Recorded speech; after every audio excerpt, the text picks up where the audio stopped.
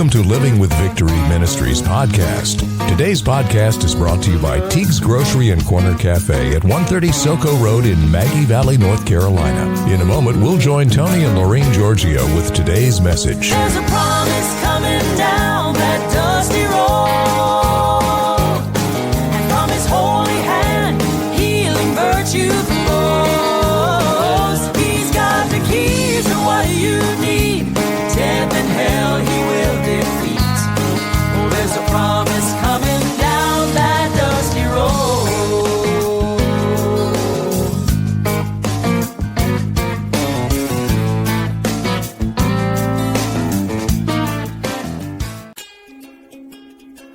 Teague's Grocery and Cafe, serving Maggie Valley since 1965, with delivery now available through Grubhub. Teague's is Maggie Valley's only grocery store. They're located at 130 Soco Road near the eastern entrance of the Great Smoky Mountains National Park and the Blue Ridge Parkway. Drop in for breakfast or lunch at the Corner Cafe, featuring a variety of daily specials. Teague's Grocery and Cafe is open Sunday through Thursday from 7 a.m. to 10 p.m. and Friday and Saturday from 7 a.m. to 10:30 p.m. Call 828-926-1147. Teague's Grocery and Cafe, sponsors of Living with Victory.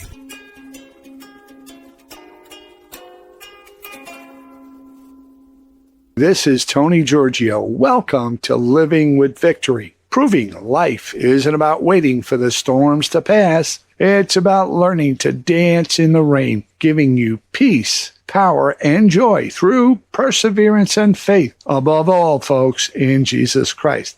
With no further delay, I want to introduce my wonderful sidekick. Here's my wife, Laureen, who has the word of the day and the topic. Hey, good morning, Laureen. How are you doing? I'm great, and I hope everyone out there is great. Thank you for joining us today. Our subject today is storms.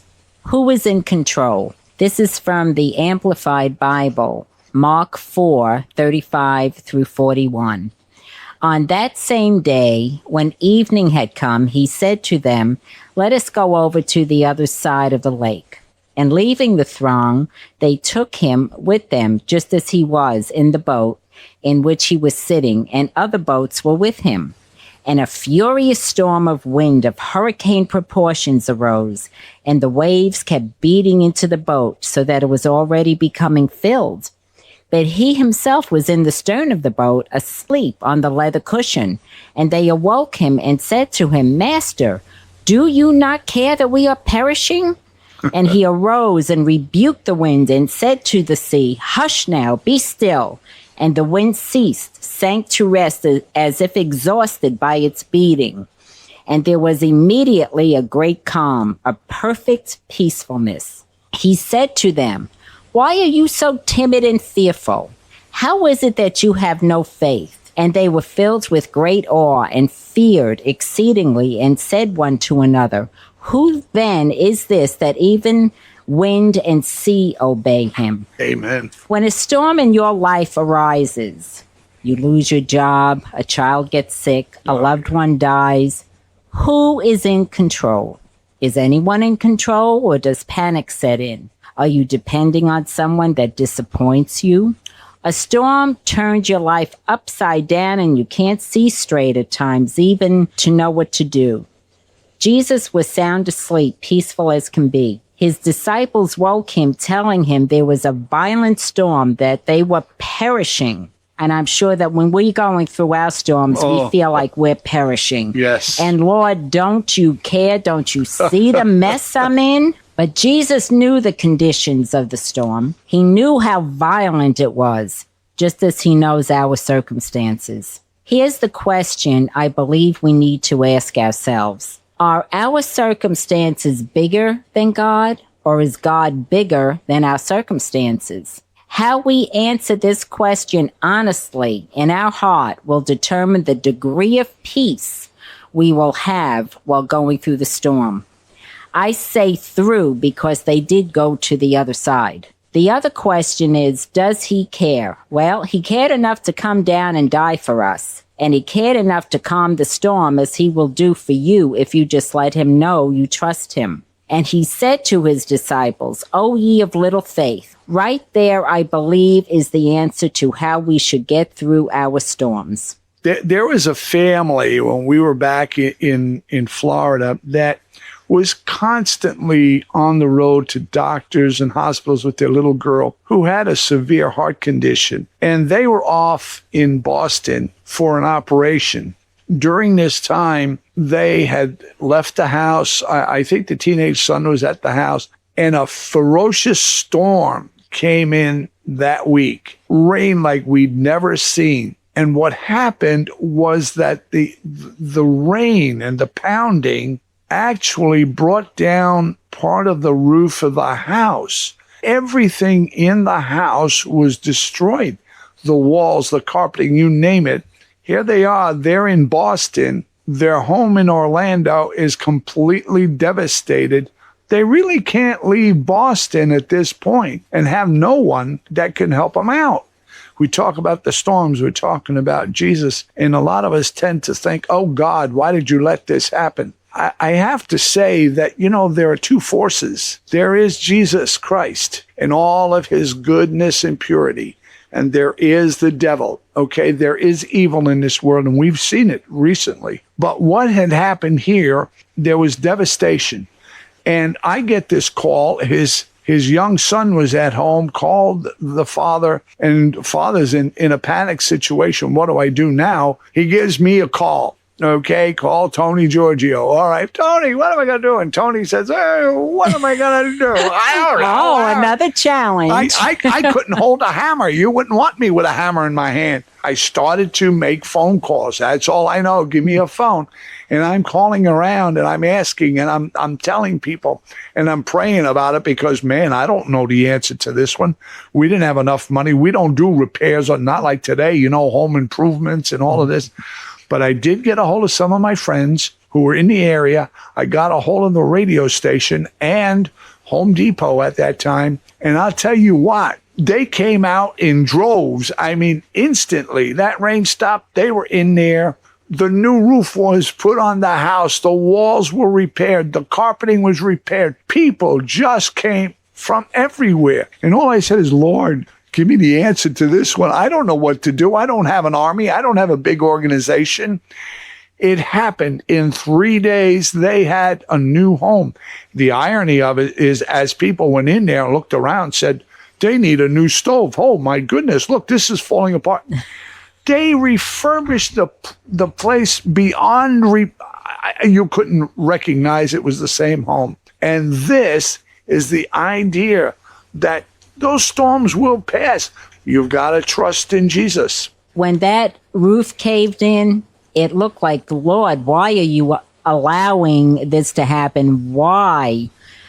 But God takes what Satan means for harm and turns it to good. What they received, what God allowed them to receive out of that roof falling in, you couldn't measure. You really couldn't. There's no doubt about it, because it's his timing that's perfect, not ours. We don't know. And those poor people, they come into storms like that, and they happen all the time. If I had time to talk about this family, the storms they faced through that child's 16 years of life was unbelievable. There was always something hitting at them, but it always got resolved. Always, because Christ is there in that storm. When my husband is saying Christ is with you in the storm, he is, because it is a relationship with him. You both have a relationship. Your friend does not like to see you hurting either. But when we go through these storms, it helps us to grow. There's a purpose behind them, that he will always walk with you through that storm, and he will always pull you out of it. Amen. And here's the other thing, another quick story about when we tried our reverse mortgage, right? Oh, we're seniors. We're in financial straits because we're on fixed incomes. We're going to go for a reverse mortgage. Tiny thing inside of me said, I don't know if this is really the way to go, and a lot of people were sort of saying, think about it. And we did too, but we went ahead. We did. Well, we did pray about And we prayed about it, yeah. But we also asked God to not open the door if that was not the door we were to go through. Exactly. We went through the whole thing. The whole process was taking forever, and it was crazy insanity. And as it started to turn out, it wasn't like we wanted it to be at all, or what they told us it was. And here they were trying to get us to commit to something that was going to cost us $30,000. Well, Mac, if I had $30,000, I don't need you, you know. And we really had to stop it. And there was our answer, gone down the drain. A reverse mortgage was going to save us the money. Save it. And it didn't work. It was over with. And I had spent $400 because they had to do an appraisal. I spent, and this was gone. And I'm saying, holy cow, I just threw it down the drain.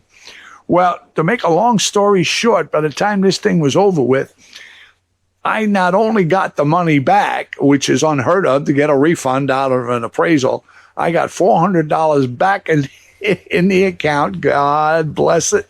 And we got our mortgage company to offer us a lower rate mortgage that helped us a great deal. Exactly. And this is how God answers the prayers, and how those storms, you got to just wait out and you got to pay attention to him. Our circumstances may look dismal and hopeless.